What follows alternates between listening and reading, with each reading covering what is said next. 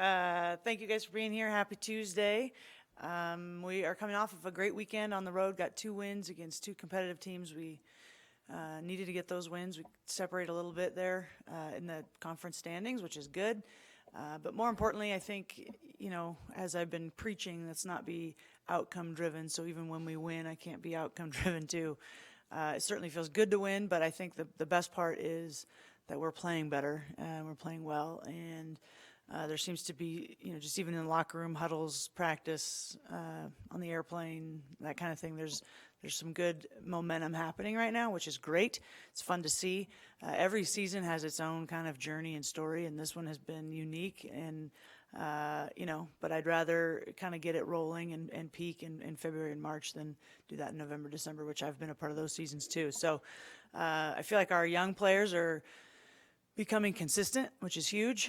And then our seniors are kind of coming on strong too. Our 2 seniors, Kiana Moore and Denisha Provo, they're doing what they do and defensively, offensively shooting. So that really helps as well. So I feel like we're coming off a really good week, heading into another, here we go, challenging week again in Pac12 women's basketball. So we play Stanford,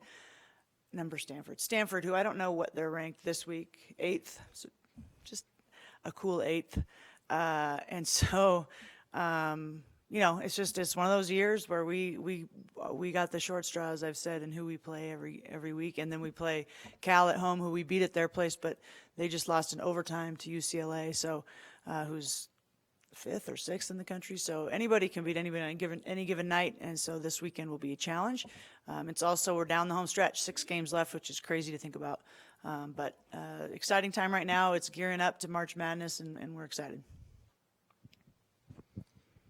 You mentioned it, but you split that series with California and Stanford a couple weeks ago. I mean, is there anything that you've learned in that time that maybe can help as you head into a home series with them?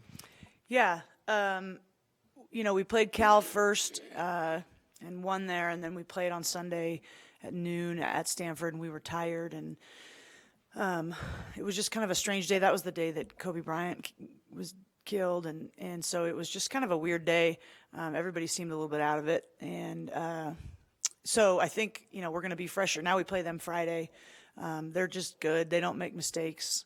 They never beat themselves, I guess is a good way to say it. So for them to beat them, you have to not beat yourself too. So you got to stick to the game plan. You've got to be really focused and intense on the strategy component. It's February. Everybody knows each other's personnel and teams. It comes down to which players can execute that for 40 minutes. Not, we've had a habit this season of executing it really well for, 28, 29, 30, 31. But against the top 10 team in the country, you got to do it for 40. And so we have not done that yet. And I'm looking forward to seeing if Friday night we can do that. And if we can hang in there and play the way we've been playing the last few games, I think we can hang with them. They're good. They're loaded, and they're coached by the best to ever do it. And so, we beat them last year here. And so I'm sure they've talked about that too. So it'll be challenging. What have we learned? A whole bunch. And it wasn't that long ago that we played there, 3 weeks ago or whatever, but I feel like our team continues to really kind of rapidly evolve. So we've learned a lot. Probably don't have enough time to dive into that, but I think it'll be a different vibe than it was down there, if that makes any sense. Denisha Provo's back in the starting lineup. What have you seen from her these past couple of games as she gets acclimated to being a starter again? Yeah, she's done a nice job. She was a key contributor, a key reason we got those wins at UW and then at Wazoo. I think what Denisha, the more she focuses on her defense, she's one of the best defenders in the country in terms of on-ball, one-on-one, and UW has a tremendous scorer in Amber Melgoza that she contained. And then Wazoo has Chanel Molina, who I think is a pro at the point guard spot. She had 27 the night before on on Colorado. And Denisha held her to 1. She was 1 for 8, 1 for 7, something like that. So her defense gets her going. And then that gets us going too. And so, the more she has focused on her ability to be that kind of defensive linchpin for our whole unit out there, the better she is on both ends of the floor. So when she first came back, I think she was just trying to do it all and make every shot and take any shot she could. And she wanted to contribute so much. It was all coming from a good place. And now I think she's settled into what she's great at and what she's excellent at and one of the best at, and that's defensively being phenomenal. And then that leads to getting out in transition, shooting kick-out threes, all the things she's good at offensively. How difficult is it as a coach to just every year, obviously, as you said, is a different year. Last year you had a lot of success. This year it's been a little bit middle of the road and trying to get the wins, tough schedule. How do you create a blueprint in a way that allows you to be successful but also adaptable to a lot of the younger kids that come in or different things that happen that way? That's a great question. That's a big answer. You know, I think every year that I've been at Utah, our program has gotten better. Right now we have the most talent on the floor, like most talent in the locker room we've ever had. They're just really young, right? But every year we've gotten better. The league has equally gotten better. And so it's hard to leapfrog people when everybody above you is getting a little bit better too. Does that make sense? This year we probably scheduled a little too hard in the preseason, but we still have a chance to finish the same place we did last year in the Pac-12. Not predicting that, but we certainly could. We're in 7th right now. Last year we finished 6th. And so, and we had a tremendous year.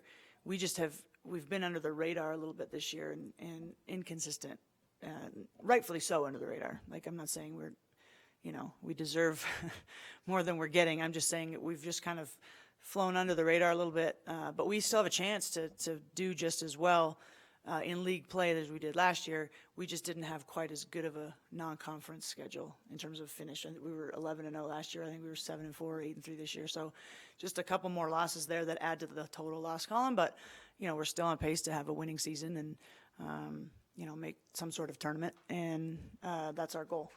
So there's a lot of things that that question and big picture. How do you do that? It's just continuing to recruit Pac-12 impact players, which we're doing. We have a top 20 recruiting class coming in for 2020.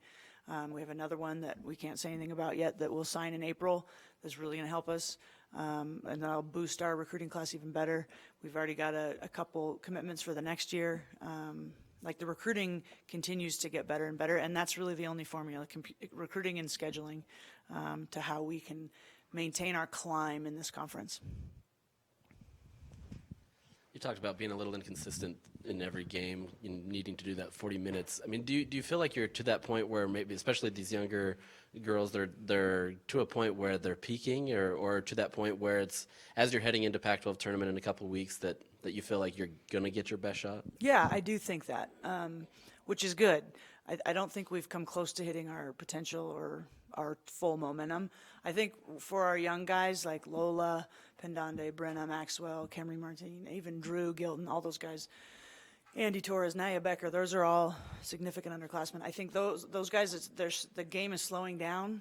They're thinking less, which maybe sounds like not a positive, but that's a huge positive. So now they're able to do what they're good at and just kind of play and not worry so much about making mistakes, worry about missing coverages, worry about missing a shot, whatever when you come in, I feel like the game is just so fast. And everything's slowing down, and they're kind of hitting their stride. So, yes, I do think we're on the verge of putting that complete game together. It's just this league has no mercy. So if you're going to find out Friday if we do it or not, and that's, again, not outcome driven, but, we can hang with those guys if we have our heads screwed on straight and we're doing what we're supposed to be doing for 40 minutes. But we haven't shown that we can do that yet. So hopefully I'm seeing potential for that, and I hope it's Friday. What was the biggest difference in these last 2 games that allowed you to play, at a level where you could get 2 wins in a row? I think it's a lot of the same in terms of just the momentum is there, and the players they're not thinking as much. They're able to just kind of compete. That's always been a big word all season, like quit thinking and start competing. Like, we need to just and they're getting to that point, and I can just tell there's a level of a little more confidence, a little more swagger, a little more composure, all those things. We didn't put in a new offense or a new defense or change how we do things. They've just we've hung with them. They've hung in there, gotten better, focused on competing, and now you're starting to see it.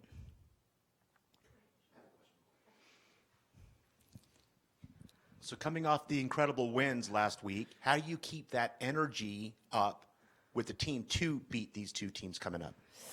Good question. Thank you. It's not, winning is like they say, the great elixir, the great deodorant, whatever. It's an influx of energy naturally. It's a slippery slope though, fine balance of giving them the rest they need because it's mid-February, but also keeping the energy going.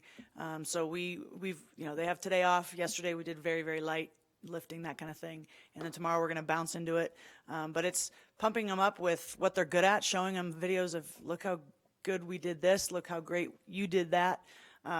Just to, fill the tank of confidence going into this weekend. Thank you guys. Appreciate you being here.